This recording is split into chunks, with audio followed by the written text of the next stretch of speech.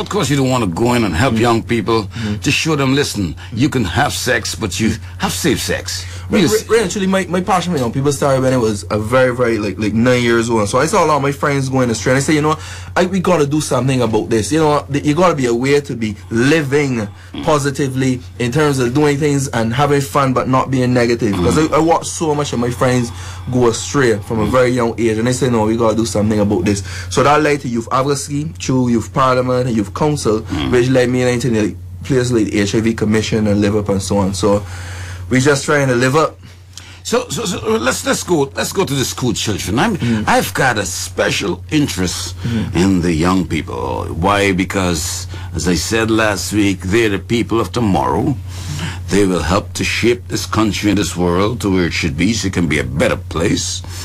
So we, as the older, the guys that are about to leave off the scene, we try, you should give some direction to them. Now tell me about your experience with a lot of sexual activity. Sexually charged right now, right? And some people may even call in and they will say, Dr. Sparman, listen, sex at a young age was going on from the time Adam was there, right? And it's true. What's happening now, though, is that because it is so desensitized, before it was the exception, now it is the rule.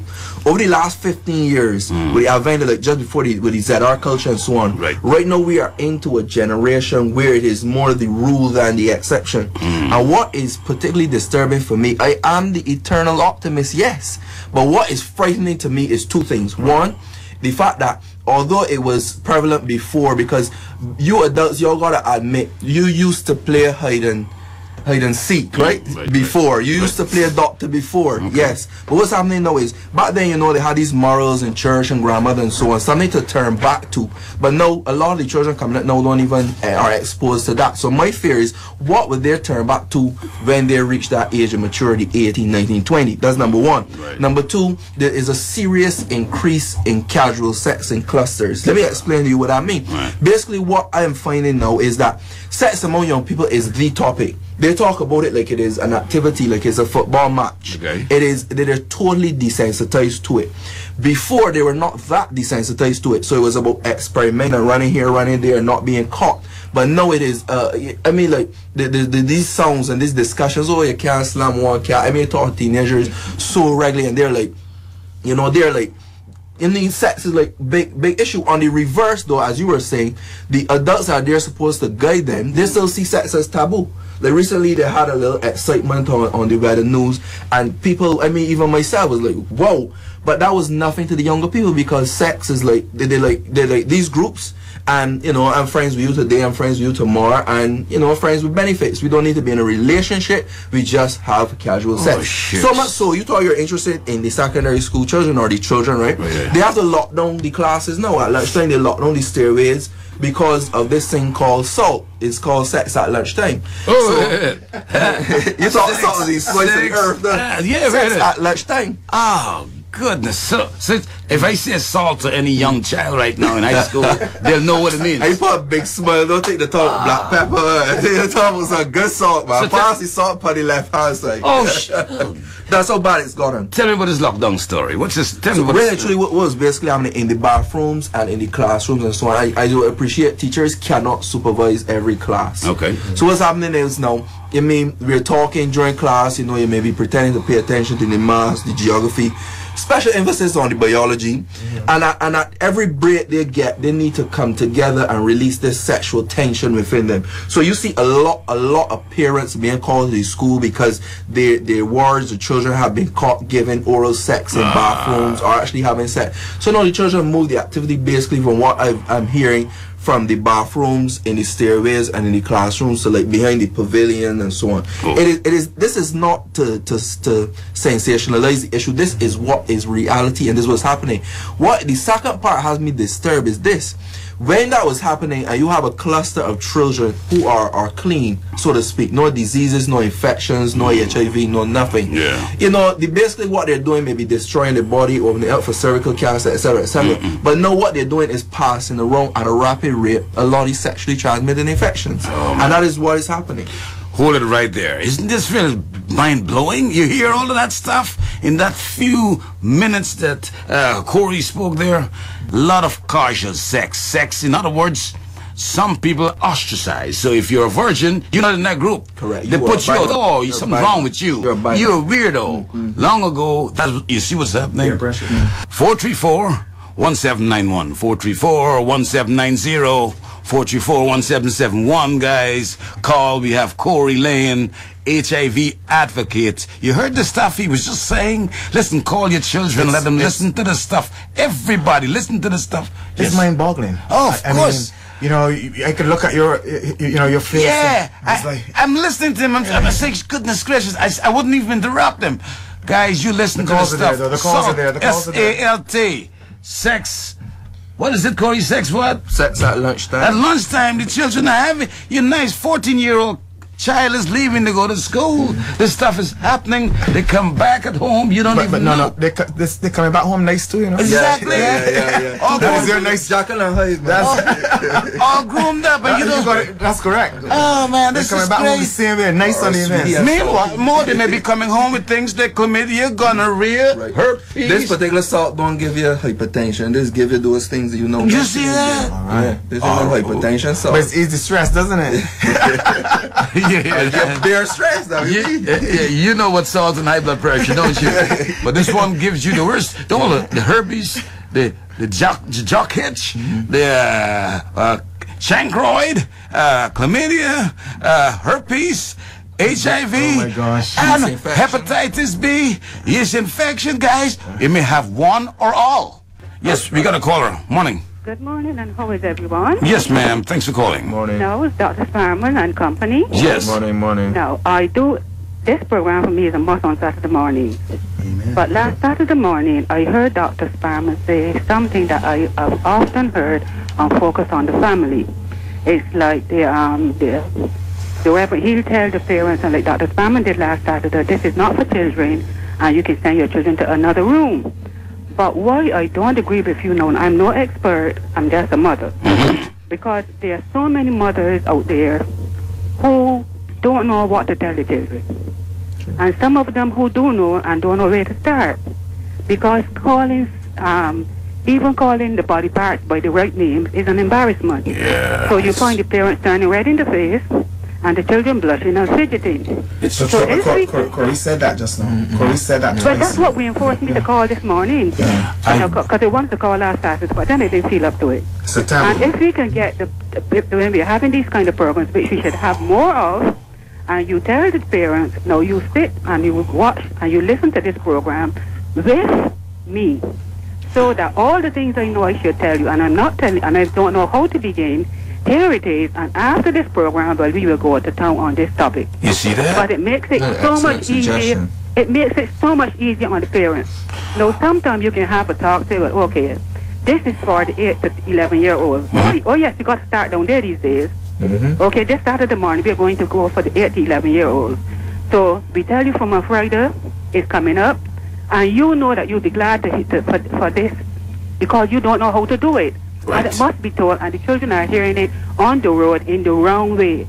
Yeah, I agree If you with can you. get around to getting your children to feel really good of themselves, tell them you love them, even when they're naughty, right? Give them a hug. Yes. Make them feel special and make them feel like they're daisies in the garden, and there is nobody else better than you are. I'm not asking you to be proud and snotty, but give you a whole lot of self-esteem. Make you believe in yourself. I don't need to do this, because I'll tell you something. If Mommy had known then what she knows now, Mommy wouldn't have done that. Thank you. But Thank it you. always comes too late. Too And late? When we always do. When you get older, you say, oh, if I had known then. You know what I'm saying? But we are Yes. trying to get the children, because now you're talking about salt. That makes it even more imperative that we tell the children these things. Yes, very well. We have to get them before they start.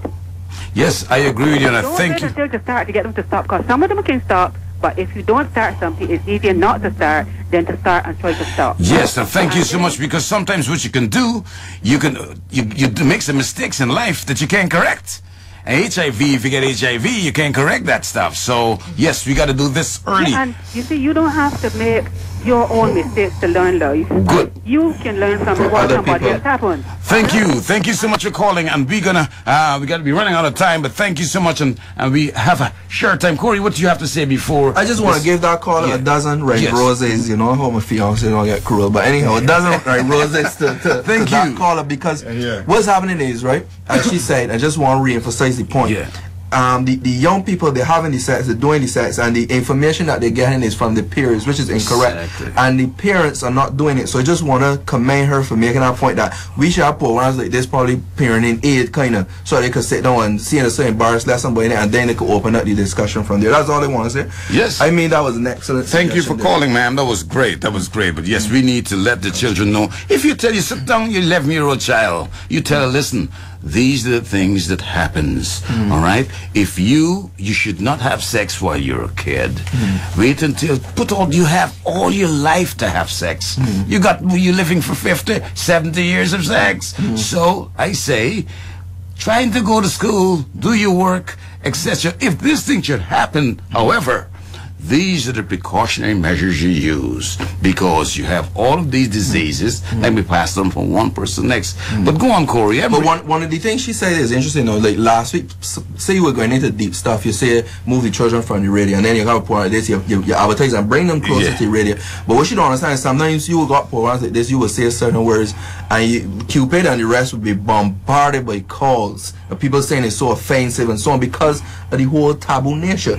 So I'm thinking there must be a way that we can address those type of issues. Yeah, I think so too. We have any caller here? Yes, we take another caller. I have quite a few. Yes.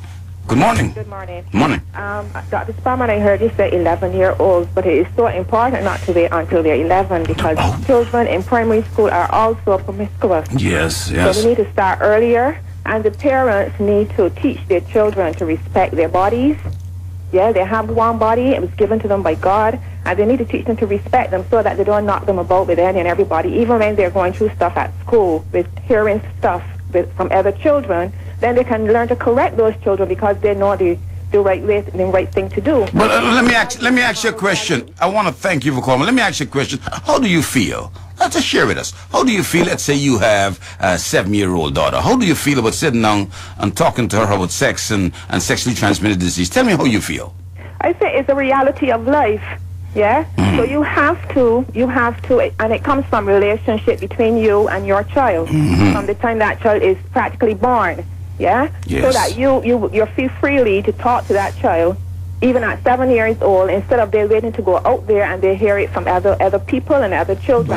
Bang on. One of the things I want to encourage parents like you also is that studies show parents don't want to talk, or they don't want teachers or sex education in school, because they believe that once you talk to children about drugs and about sex, they're going to go and do it. But the statistics and the studies show the opposite, that children are 50% less likely to get involved in drugs and sex if you talk to them about it. That's very true. So I believe at 7 years old, even at 4, we had a couple incidents here in the newspaper, and I was saying, if you see these things popping up in 2s and 3s in the newspaper, multiply it by 10. It's happening. 4-year-olds and 7-year-olds interfering with each other in the bathroom, because the parents are not talking about sex, but they're having sex, and sadly, in some cases, they're having it in front of the children. That's correct. And what is a better educational tool to see something happening, or to hear? It is more powerful when they see the sex and they hear it from their friends. So I just want to thank you, Carl, for very good comments. Thank you, ma'am. Thank you. Corey, you coming back next week, you know. You're coming back next week. This thing here, half hour is not enough. Give us some of the statistics you have there for HIV in this country here, Corey. Right. Between the age 15 to 49, there's a 1.5 prevalence. Now, you can compare that to cases that are seen very bad, where you have like 3-4%. We are at 1.5, which is like mid-range there. 1.5 between 15 to 49. That's the highest range. In all ages in Barbados, in 2009, we were up to 2.1%. I believe there was a statistic revealed in 2011 where they say we're down to 1.6, which is pretty good. Now, the problem with our statistics here is that like people getting tested twice and so on, so that's why our statistics are pretty late. Between the ages of 15 to 24, though, the young people, the males are 0.9, the females are 1.6. before we had about, there were children living with HIV. This is children like up to the age of 14. There were like 126 and growing. These are reported cases. But mother to child is down to less than 1%. So we know that these are not being, the people are not born with this virus, but they're contracting it at a very young age. And a lot of that reduction has to do with all the drugs that they have right now to prevent the mother to child transmission. Listen, guys, we're going to have to continue this stuff next week. Sexually transmitted disease and how it affects our young children and everybody, because remember, it's not only young people. The older people, divorcees, they come out and they start dating again, and then they have to deal with all of these sexual stuff going on there. If you find that you have a foul-smelling odor, or you find that you have a discharge you didn't have before, please go and check your doctor out. And men, if you find that you have normally you have discharge staining your underwear and so forth, check your doctor out. It could have been one of these type of infection affecting you. So and remember, if you're told that you have a sexually transmitted disease by your doctor, it's very important for you to go with your partner and get treated, because if you get treated and you don't tell her because you're embarrassed, then you get reinfected again. The whole vicious cycle continues. We got lots of things to talk about, but we're gonna stop right now. And next week, don't forget, get your friends, call everybody,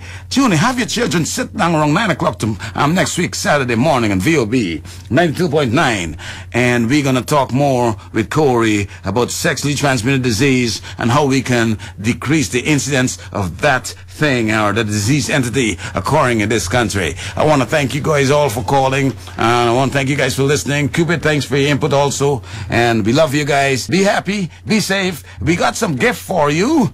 As a matter of fact, 3 of them I'll give you next week. I'll ask a question next week and give it to you. Thank you. But you can have sex, and you can have sex and enjoy it, but don't forget, a condom would be good. Thank you.